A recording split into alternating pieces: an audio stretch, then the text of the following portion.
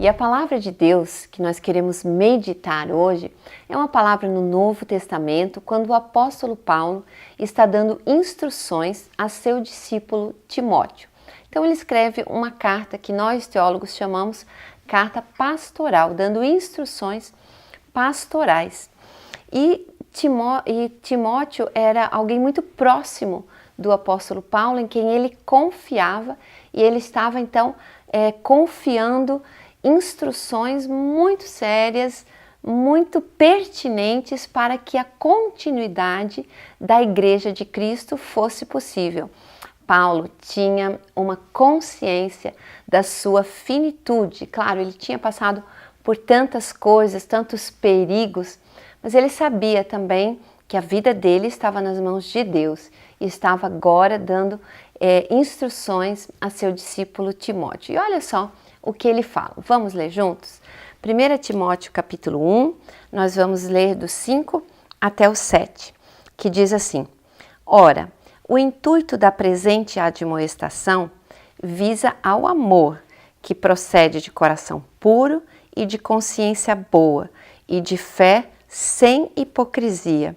Desviando-se algumas pessoas destas coisas, perderam-se em loquacidade frívola, pretendendo passar por mestres da lei, não compreendendo, todavia, nem o que dizem, nem os assuntos sobre os quais fazem ousadas asseverações.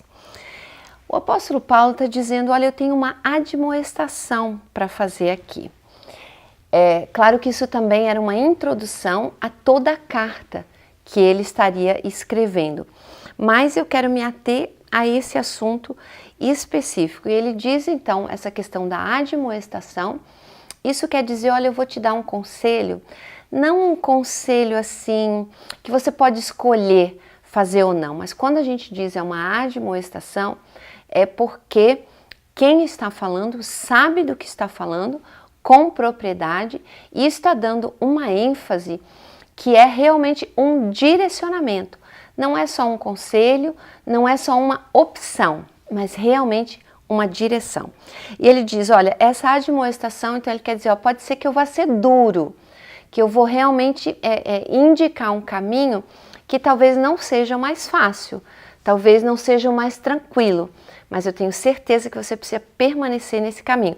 E ele então coloca assim, porque essa admoestação tem um alvo, um foco. E ele diz aqui, isso é o amor.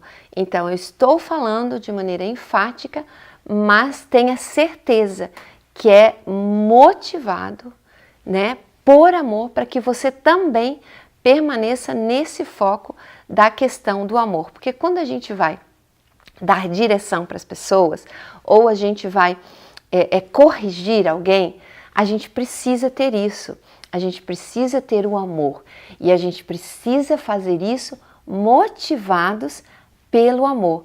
Porque muitas vezes nós queremos dar direções para as pessoas para que elas façam as coisas do nosso jeito. E aí, se não é motivado com amor, isso gera controle. Eu quero controlar a vida do outro, por isso eu digo o que ela tem que fazer ou não tem que fazer. E aí eu estou servindo a benefícios meus próprios e isso não produz nada de bom para a sociedade onde a gente está vivendo. Mas o apóstolo Paulo, ele tinha plena consciência do que ele queria. Ele não queria nada para ele não queria que o nome dele fosse exaltado, ou fosse conhecido, ou permanecesse.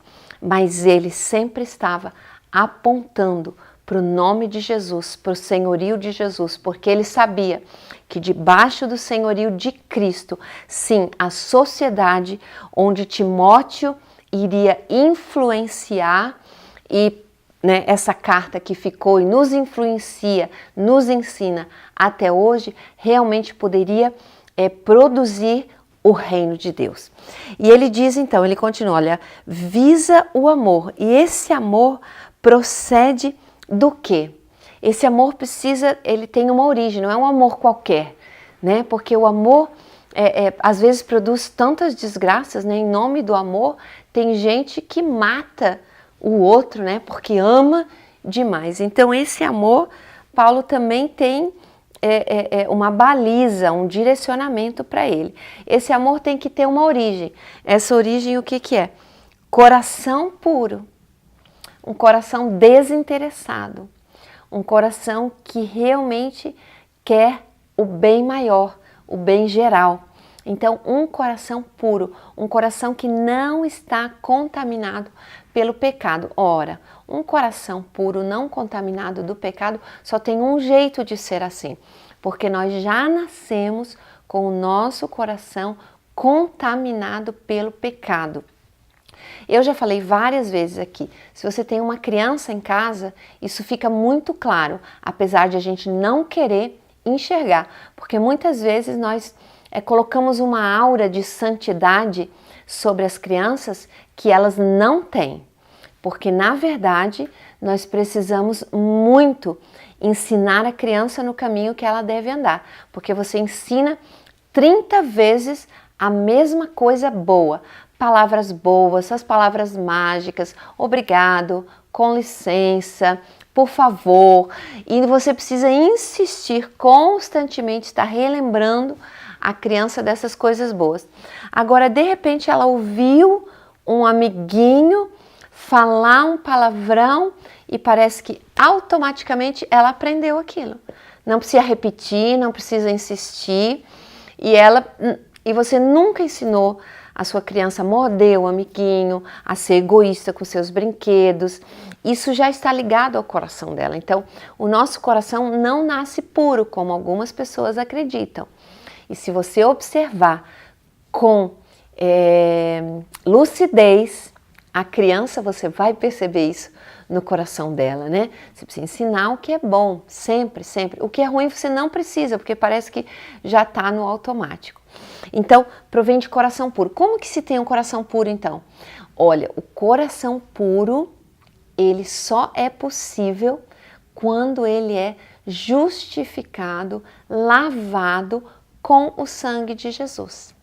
O sangue de Jesus, eu digo assim, é o único detergente que nos possibilita um coração puro. Então, esse amor que o apóstolo Paulo está dizendo, que ele está demonstrando, procede de um coração puro. Procede também, a segunda coisa, de uma consciência boa. Consciência boa também é algo que Deus colocou no ser humano, que Deus nos deu, né? O pecado está ligado, mas nós somos imagem e semelhança de Deus, então também tem muita coisa boa em nós. De novo, olhamos a criança e você vai ver também muitas coisas boas. Você vai perceber que eles podem estar se brigando, dia que um pouco estão se abraçando, dia que um pouco está tudo bem. Às vezes as mães continuam as brigas, né? Mas as crianças não. Elas facilmente esquecem o que aconteceu, elas facilmente perdoam, elas facilmente vêm, te agarram, te abraçam, né? Também numa demonstração de amor de uma forma muito linda, né? Então, consciência boa é aquilo que Deus colocou, é o ethos, né? Que em todas as culturas nós percebemos que há essa questão ética de uma boa consciência, de saber que está fazendo mal ao próximo, de saber que matar o próximo não é bom, né? Que isso não é de Deus. Então, essa consciência boa, nós precisamos cultivar em nós, porque a Bíblia também nos ensina que facilmente nós cauterizamos a nossa consciência. Quando a nossa consciência nos acusa, a gente não gosta muito. Aí, se a gente permanece fazendo o que é mal contra a nossa consciência, com o tempo ela vai cauterizando e daí acabou-se, não sente mais, não tem mais consciência boa não. Então, essa consciência boa é resgatada, curada também pelo sangue de Cristo, pelo sacrifício de Cristo na cruz do Calvário. E o terceiro ponto, que precisa ser a origem da onde a gente quer que esse amor sobrevenha, é a fé sem hipocrisia. Porque muitas vezes nós temos uma fé meio cega, uma fé meio sem base, e uma fé hipócrita, porque às vezes dizemos que cremos em algumas coisas, mas as nossas atitudes demonstram exatamente o contrário daquilo que a gente fala, daquilo que a gente diz que a gente crê. Porque dizer que crê é uma coisa. Agora, crer de verdade, quando nós cremos, não é só algo que nós acreditamos, mas essa fé sem hipocrisia, ela tem que se converter numa praxis. A prática diária da fé que você diz que tem no seu coração e na sua consciência. Bom, estamos aqui falando do ideal. Paulo também fala, ó, a admoestação, que eu quero dizer, ela visa o amor, ela vem de uma boa consciência, de um coração puro, de uma fé sem hipocrisia. Aí ele continua dizendo assim, ó, mas muitos se desviaram disso. E é verdade, né? Então ele diz assim, algumas pessoas se desviaram dessas coisas e perderam-se em loquacidade frívola. Quer dizer, falam muito bem, mas de coisas que, na verdade, eles não sabem, não entendem, não têm a mínima ideia e, pior que isso, ainda defendem com tanta veemência. Então, meus amados irmãos, o que o apóstolo Paulo está dizendo aqui é, olha, cheque seu coração. Está dizendo, ó, meu discípulo, você vai encontrar pessoas bastante eloquentes, que falam muito bem, que têm palavras muito bonitas, mas cuidado, porque pode ser que o conteúdo dessas pessoas esteja completamente comprometido, pervertido, e ele usa palavras bem interessantes, eu diria, né? Bem fortes, né? Ele diz assim, ó, pretendem se passar por mestres. Quanta gente quer ensinar aquilo que não vive, quer ensinar aquilo que não é verdade para ela mesma, porque se ela não vive aquilo, o que ela fala não tem valor nenhum quando não pode ser aprovada e carimbada, vamos dizer assim, pela prática que essa pessoa tem. E às vezes falam, e falam com bastante veemência, né? Diz aqui, ó, sem saber o que dizem, nem os assuntos aos quais eles têm ousadas asseverações. Montam argumentos e são muito, parecem muito certos do que dizem, porque defendem com muita veemência, mas não provém de um coração puro, não provém de uma consciência boa e não provém de uma fé sem hipocrisia. Por isso, meus amados, é tão importante que a gente conheça as Escrituras, que a gente saiba o que está escrito e principalmente que a gente viva isso na prática, porque daí sim nós vamos ter aquilo que nós precisamos para saber identificar quem são os enganadores e quem não são. Porque muita gente segue gente que não tem nada para acrescentar. E hoje está tão fácil seguir pessoas, né? Se a gente tiver um Instagram, você vai ter uma gama, né? Ou um YouTube, você vai ter uma gama enorme de pessoas que você pode seguir e identificar dentre esses quem realmente vale a pena seguir é bastante difícil, porque é feito toda uma técnica, né? Com todo o marketing, com todo o jogo de câmeras, com toda a colocação das palavras muito bem medidas para que você se torne um seguidor, para que você ache aqueles assuntos interessantes, para que você goste daquilo que do que aquela pessoa faz ou fala, daquilo que produz em você. E tem tanta gente se perdendo, olhando coisas bobas demais, né? A gente recebe às vezes algumas coisas que eu digo, mas por que as pessoas, por que você está mandando isso aí para mim, né? Algo que não edifica, algo que para mim não tem graça nenhuma E isso assim que, por eu ser pastora, por eu ter uma base, uma índole, eu quero acreditar que as pessoas não estão me mandando qualquer coisa, elas até estão escolhendo o que elas vão mandar, né? Mas às vezes eu me apavoro de ver, principalmente nos grupos, né? Nos grupos, às vezes a gente não se dá conta de quem está nos grupos e a gente vai mandando coisas muito bobas, muito sem noção. E a Bíblia diz, não vou dizer nem que sejam pervertidas, né? Porque aí já ouço falar de alguns grupos, e às vezes eu também, em alguns grupos que eu estou, às vezes rola algumas coisas pervertidas. Geralmente eu saio, né? Quando isso acontece, mas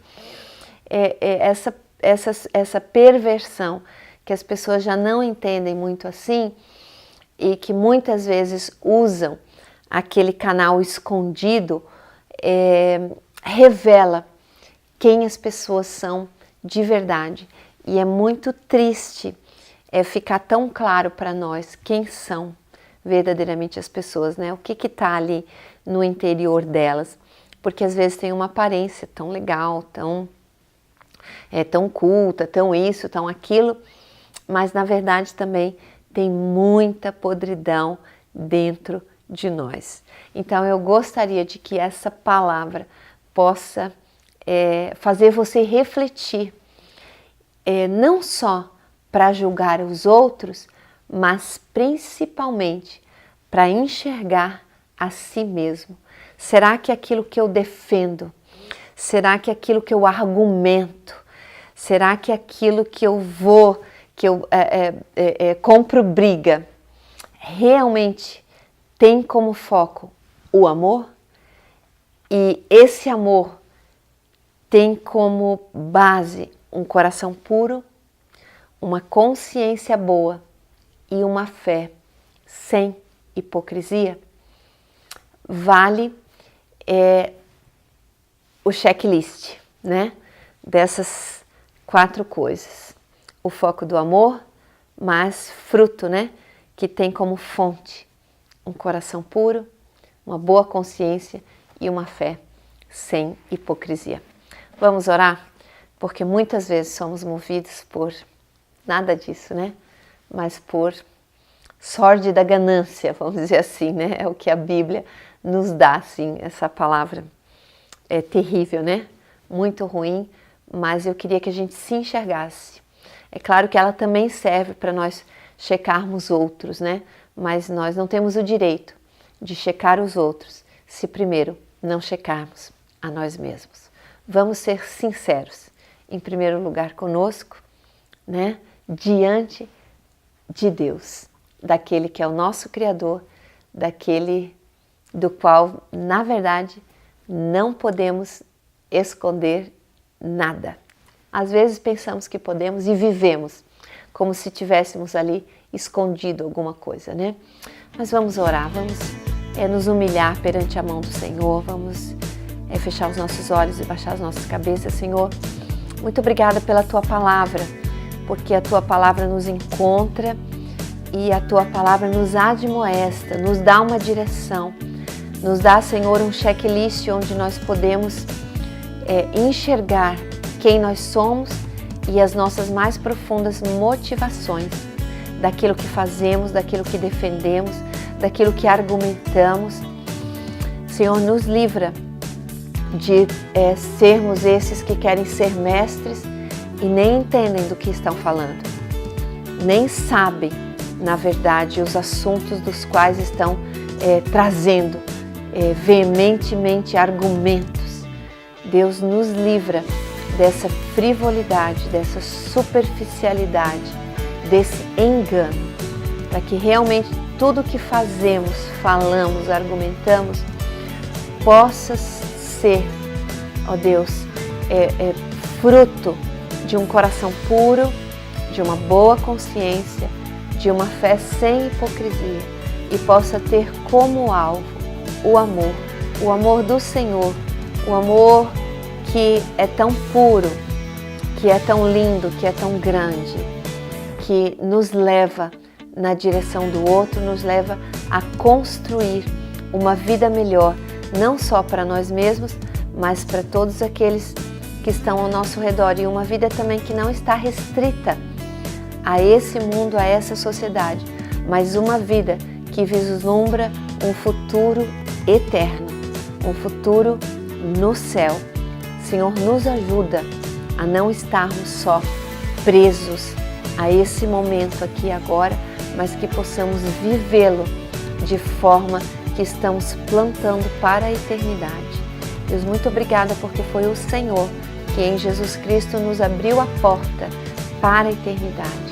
E nós queremos caminhar no único e vivo caminho, Jesus Cristo. Muito obrigado, Senhor. Nós te louvamos, te damos graças, porque o Senhor nos dá checklists nos quais nós podemos nos orientar e nos direcionar. Graças te damos no nome de Jesus. E Senhor, se há alguém orando comigo agora, que está confuso, que está sem direção, que está triste, que está oprimido, Deus, em nome de Jesus, eu quero clamar que o Senhor faça brilhar agora a sua luz, a luz da tua salvação, a luz do teu Espírito Santo, Senhor, para que, ó Deus, se esse coração não está puro, está se enxergando cheio de pecados, o Senhor possa brilhar a sua luz ali, e aí todas as trevas vão ter que ir embora.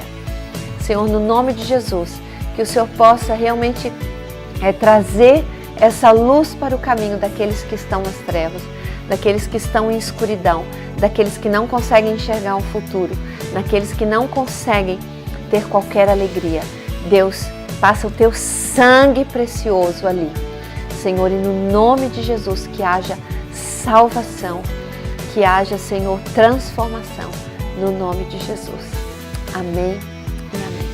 E realmente o seu coração possa estar diante do grande Deus. E que Ele te abençoe.